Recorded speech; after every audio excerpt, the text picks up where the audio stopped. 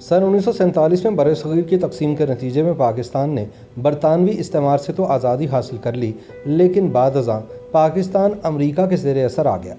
इसकी बुनियादी वजह तकसीम हिंदुस्तान का मूजिब अटलांटिक मुआहदा बना, जिसमें बरतानिया ने अमरीकी बालादस्ती को तस्लीम कर लिया था। 18वीं सदी से 20वीं सदी के वस्त तक दुनिया के कई इलाकों में दौलत बरतानिया की हुकूमत रही। इस दौरान अक़वाम को महकूम बनाने के लिए नौ आबादियाती सियासी निज़ाम नाफिज किया गया।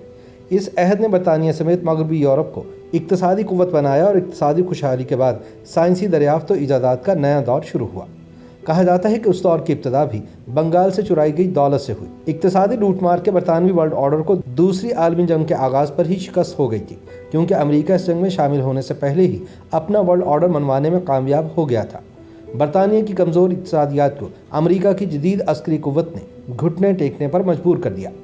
अमरीका ने बरतानिया को एक मुआहदे से फ़तह कर लिया और साथ में माबाद नौ आबादियाती निज़ाम के अमरीकी तसव्वुरात की बुनियाद रख दी। अमरीकी सदर फ्रैंकलिन रूज़वेल्ट और बरतानवी वज़ीर-ए-आज़म विंस्टन चर्चिल के दरमियान अगस्त सन 1941 में बहरे ओकियानूस में खुफिया मुलाकात हुई। इस मुलाकात से जंग में शरीक जर्मन, रूस, जापान और दीगर ममालिक लाइल्म रहे।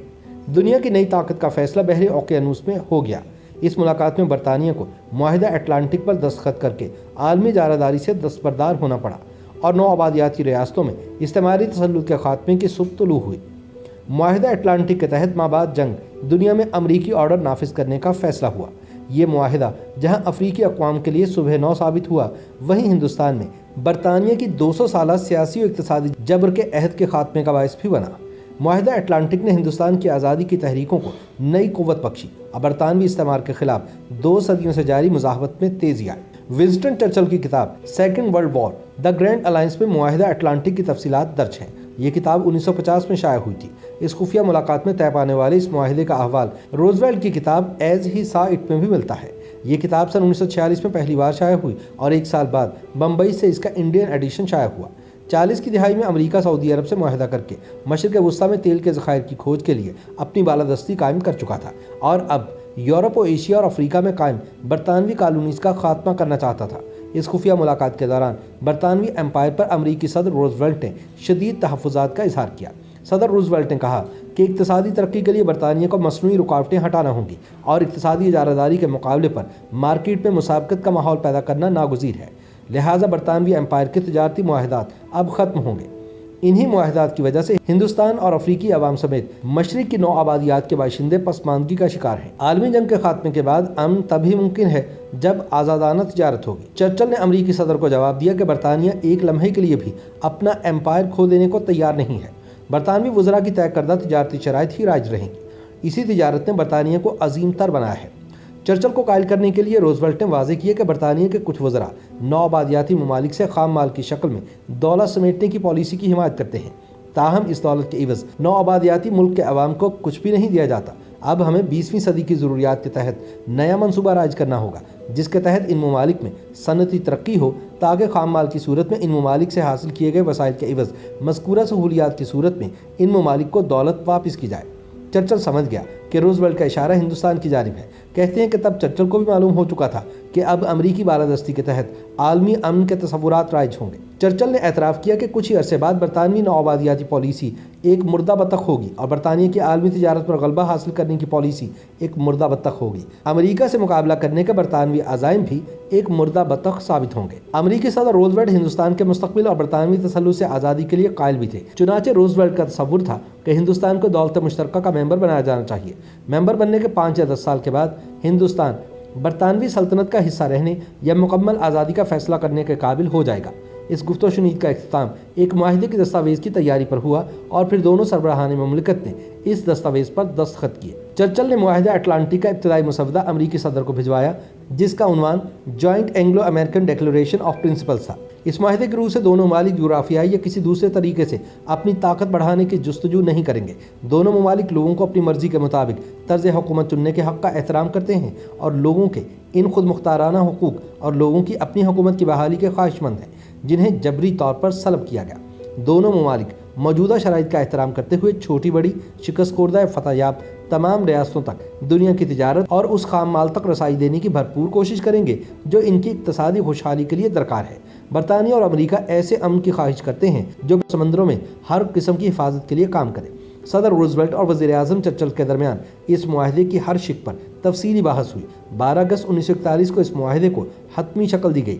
12 اگست کو ہی سابق سوویت یونین کے صدر جوزف اسٹالن کے نام روزویلٹ اور چرچل نے ایک مشترکہ خط لکھا جس میں اس معاہدے سے متعلق انہیں آگاہ کیا گیا، اور 14 اگست 1941 کو اس معاہدے پر باقاعدہ دستخط کر دیے گئے۔ ہندوستان میں چونکہ برطانوی راج کے خلاف تحریک پہلے ہی شدت اختیار کر چکی تھی اور ہندوستانی کامل آزادی کا نعرہ بلند کر چکے تھے، چنانچہ معاہدہ اٹلانٹک میں شامل تیسری شق کا ہندوستان میں پرتپاک استقبال کیا گیا۔ تاہم برطانوی پارلیمان میں معاہدہ اٹلانٹک کے تناظر میں ہندوستانی مستقبل پر مباحثہ 1 مہینے تک جاری رہا۔ چرچل نے یہ تاثر دیا کہ معاہدہ اٹلانٹک کا اطلاق ہندوستان پر نہیں ہوگا، بلکہ برطانوی پارلیمان میں تقریر کے دوران ہندوستان کی آزادی کے خلاف نازیبا الفاظ بھی استعمال کیے، جس پر بعد ازاں ہندوستان میں سخت رد عمل ہوا۔ سن 1945 میں دوسری جنگ عظیم کے خاتمے کے بعد امریکہ نے معاہدہ اٹلانٹک پر عمل درآمد کے لیے برطانیہ پر مسلسل دباؤ ڈالا۔ یہی وجہ ہے کہ جنگ بندی کے 2 برس بعد ہی برطانیہ کو ہندوستان چھوڑنا پڑا۔ یہاں کی آزادی کی تحریکوں کو سبوتاژ کرنے اور کامل آزادی کے مطالبات کے برعکس برٹش پارلیمان میں فروری سن 1947 میں تقسیم ہند کا قانونی مسودہ منظوری کے لیے پیش کر دیا۔ آزادی ہند کے قانونی مسودے پر برطانوی پارلیمان میں حزب اقتدار اور حزب اختلاف کے رہنماؤں کی ہونے والی تقاریر کو جمع کیا گیا، جس کے مطابق پارلیمان میں برطانوی وزیر اعظم ایٹلی نے یہ بیان دیا کہ ہندوستان چھوڑنے کے لیے برطانیہ کے پاس کم وقت ہے۔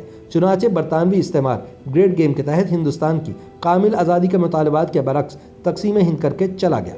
معاہدہ اٹلانٹک کے تحت تو برطانیہ ہندوستان چھوڑنے کا پابند تھا، لیکن تقسیم کے بعد اس خطے میں نئے سیاسی و اقتصادی مسائل نے جنم لیا۔ یہی وجہ ہے کہ سیکورٹی سٹیٹس میں تبدیلی کے لیے برے صغیر کی 2 ریاستیں قومی بجٹ کا کثیر حصہ دفاع پر خرچ کرنے پر مجبور ہیں، اور مذہب کی بنیاد پر ہونے والی اس تقسیم نے دونوں ممالک کو مزید گروہیت اور فرقہ واریت میں تقسیم کیا ہے۔ یوں تقسیم ہند کے بعد اس خطے میں برطانیہ کی جگہ امریکی حاکمیت قائم ہوگی، اور جس مذہبی اور سیاسی تصورات کے تحت آل انڈیا مسلم لیگ اور کانگریس بٹوارے پر آمادہ ہوئی تھی، آج یہی تصورات شدت پسندی کے فروغ اور اس خطے کی ترقی میں رکاوٹ بن رہے ہیں۔ ناقدین کہتے ہیں کہ آج ان دونوں ممالک کو اپنے سیاسی تصورات کا از سر نو جائزہ لینا ہوگا اور عالمی استعماریت کے حربوں کا شکار ہونے سے اپنی قوم کو بچانا ہوگا۔ YouTube پر گوگلی نیوز دیکھنے کے لیے youtube.com کی سرچ بار میں googly news T V type کریں۔ گوگلی نیوز کے پیج پر سرخ رنگ کے سبسکرپشن والے بٹن پر کلک کرنا نہ بھولیے۔ YouTube پیج پر اپلوڈ ہونے والی ویڈیوز سے باخبر رہنے کے لیے بیل آئیکن پر کلک کیجیے۔ آپ کو ہر نئی ویڈیو کے بارے میں نوٹیفیکیشن موصول ہو جائے گا۔ YouTube پر گوگلی نیوز دیکھنے کے لیے youtube.com کی سرچ بار میں googly news T V type کریں۔ گوگلی نیوز کے پیج پر سرخ رنگ کے سبسکرپشن والے بٹن پر کلک کرنا نہ بھولیے۔ YouTube پیج پر اپلوڈ ہونے والی ویڈیوز سے باخبر رہنے کے لیے بیل آئیکن پر کلک کیجیے۔ آپ کو ہر نئی ویڈیو کے بارے میں نوٹیفیکیشن موصول ہو جائے گا۔